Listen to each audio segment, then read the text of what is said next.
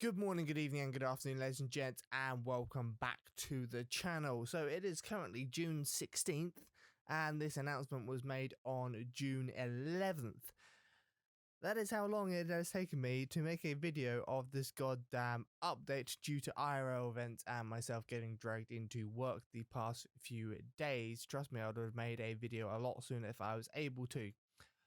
So, OstFront, Gates of Hell is released. We have a full campaign of the USSR and Germany. We have a multiplayer mode. We have something called Conquest. And I believe we have something called a dynamic campaign, which I have no idea how a dynamic campaign, and I have no idea how Conquest works either. So that'll be very interesting to look at in the future. So let's just quickly go through a few things of the announcement of the release, and then we will have a quick look at the 3 updates that have been done since then. So quite honestly, I think the funniest part of this release is this part. An aeronautical engineer, a closet salesman, a gas fitter, an ex-Air Force mechanic, a retired porn star, and a collection of students and professionals from all walks of life joined forces at Barbed Wire Studios to create their first ever game, and now it's ready. I love that. Just the random variation of people that are working for Barbed Wire Studios. It's absolutely brilliant.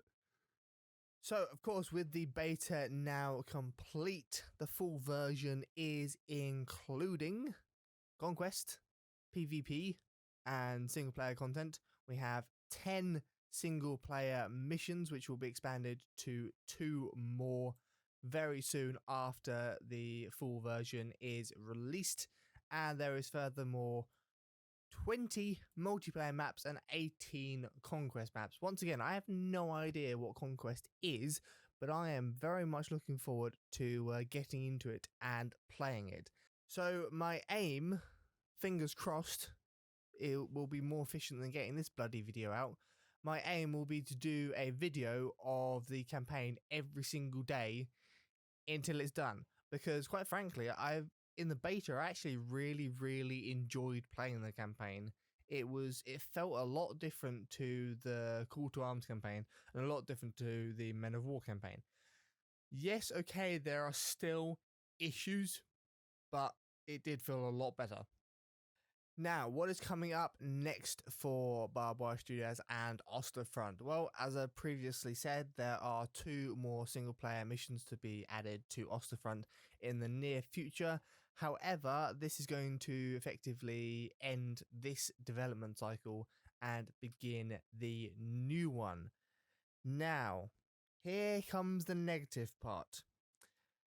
I have been made aware that Barbed Wire Studios have stated on their Discord multiple times, and my good old friend Danny, the strategist, has informed me that they have actually told him this as well, is that every campaign that they add for the different countries is going to be a paid DLC.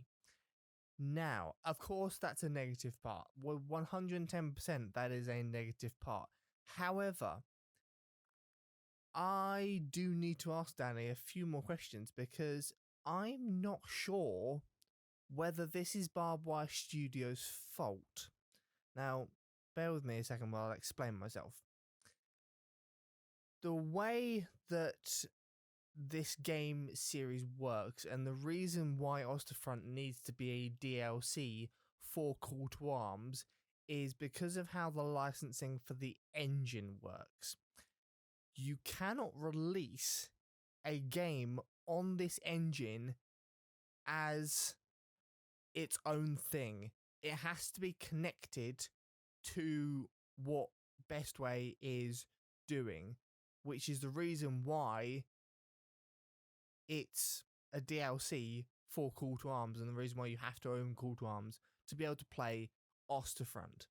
So, I'm genuinely wondering if them releasing more campaigns, I'm wondering if it's their choice to do it as DLC? If so, kind of a douchebag move.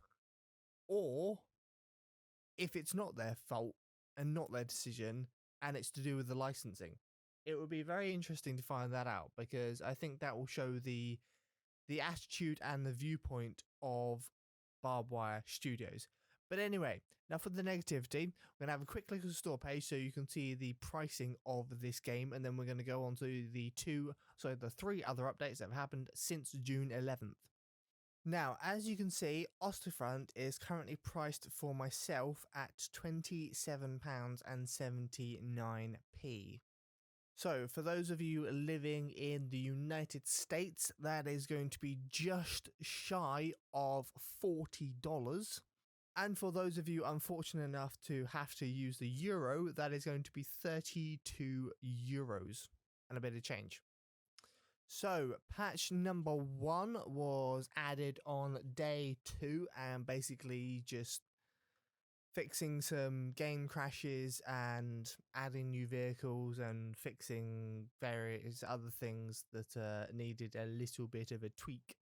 Now, update 2 was added on day number 3, and again, just little fixes here and there. Added 2 damage models for 2 bits of equipment, a bit of equipment and a wonderful tank.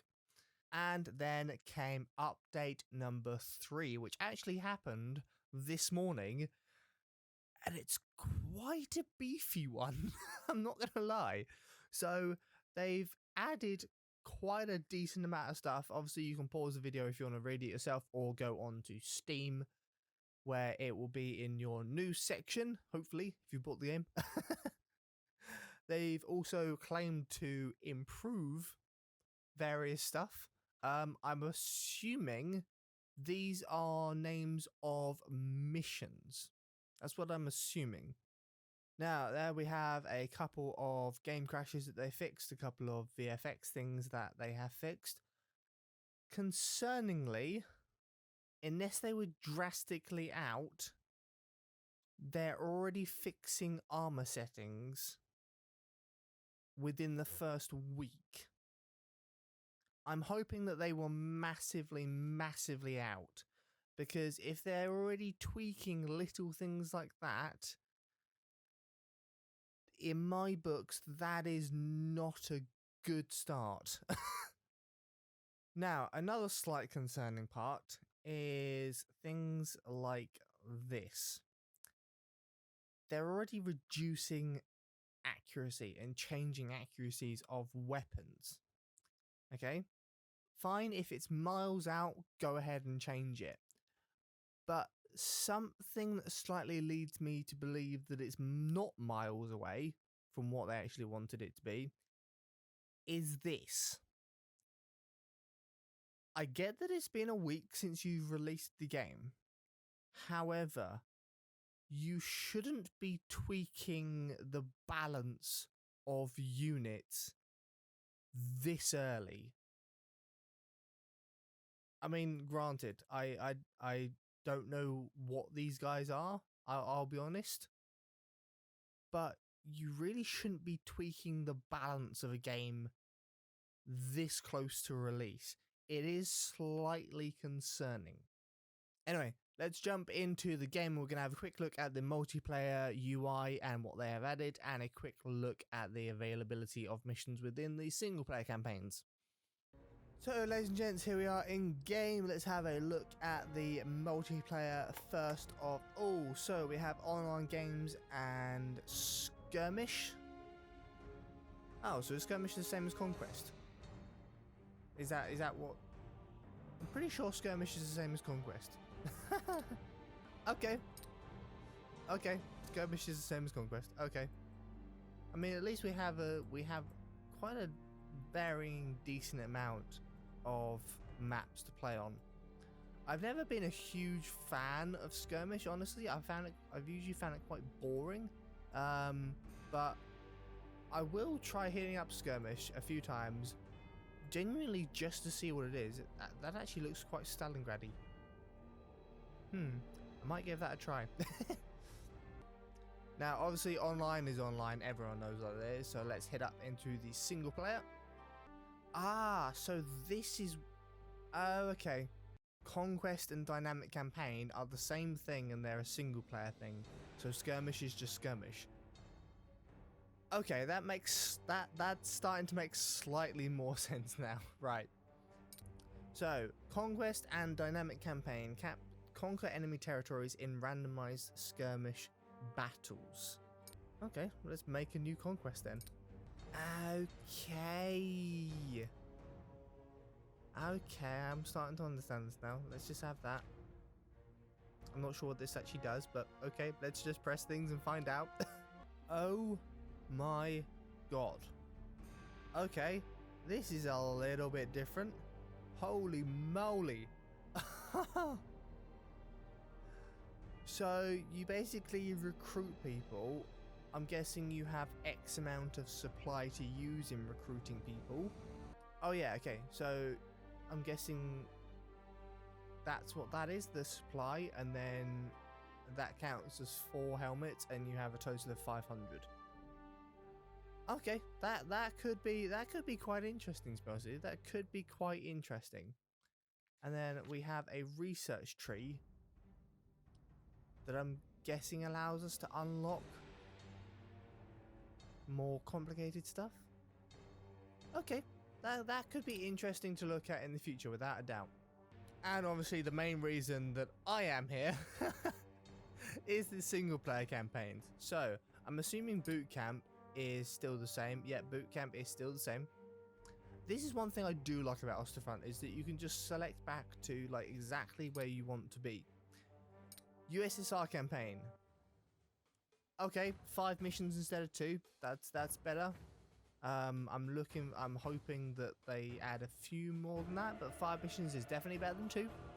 And the German campaign is also 5 missions. Okay, fingers crossed they add in the 2 more missions that they're making, is one for Germany and one for the USSR. But overall, that's not bad. It's not as many as Call to Arms and it's not as many as Men of War, but overall, not bad at all. Fingers crossed they add more in the future and that they're not paid DLC expansions.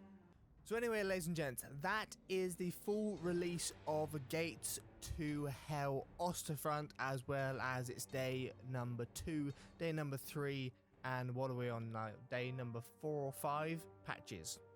As always, ladies and gents, thank you very much for watching, thank you very much for your support, and I'll see you on the battlefield.